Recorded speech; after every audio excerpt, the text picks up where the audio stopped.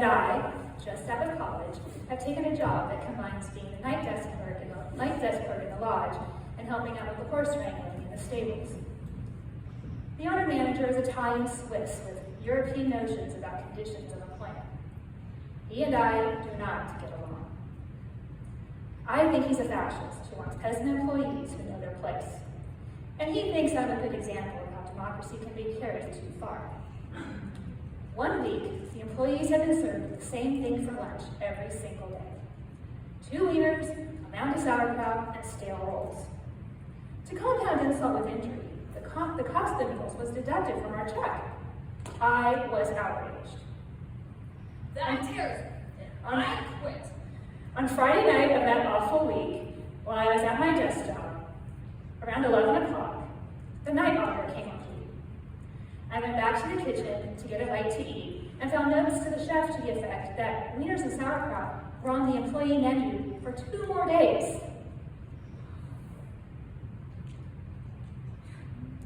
That tears me. I quit.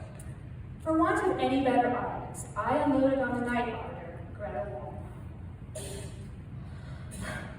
I have had it here. I am so sick and tired of this, and I'm insulted, and nobody's going to make me eat wieners and sauerkraut for a whole week and make me pay for it. Who does he think he is, anyhow? How can life even be sustained on wieners and sauerkraut? I don't even like wieners and sauerkraut enough to eat it for 1 whole day. And for Pete's sake, the whole hotel stinks anyhow, and all the horses are nags, and all the guests are idiots.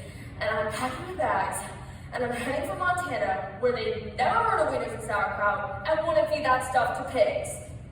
Something like that. I raved on this way for 20 minutes, and needn't repeat it all here. You get the drift. My monologue was delivered at the top of my lungs, punctuated by Blows on the front the desk, kicking of chairs, and much profanity. the call to arms. Freedoms, unions, uprisings, and breaking chains for the working masses. As I pitched my fit, Greta Woolman, the night auditor, sat watching me with sorrowful eyes. Put a bloodhound in a skirt, and you have Greta Woolman.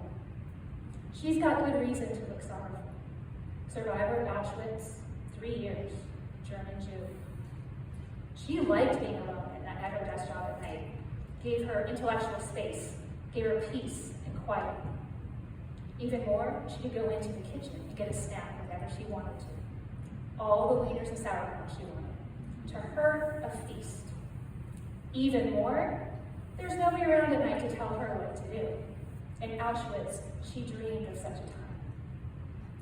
The only person she sees at work is me, the nightly disturber of her dream.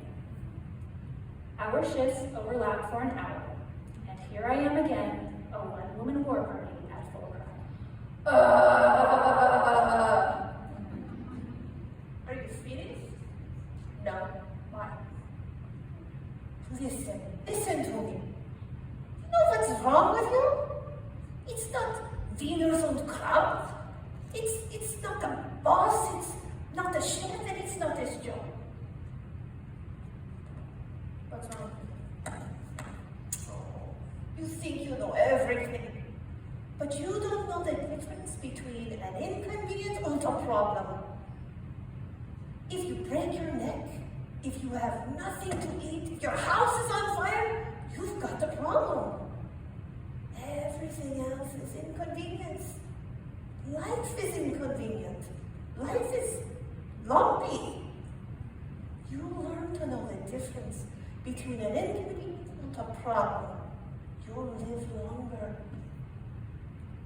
And you won't annoy people like me so much.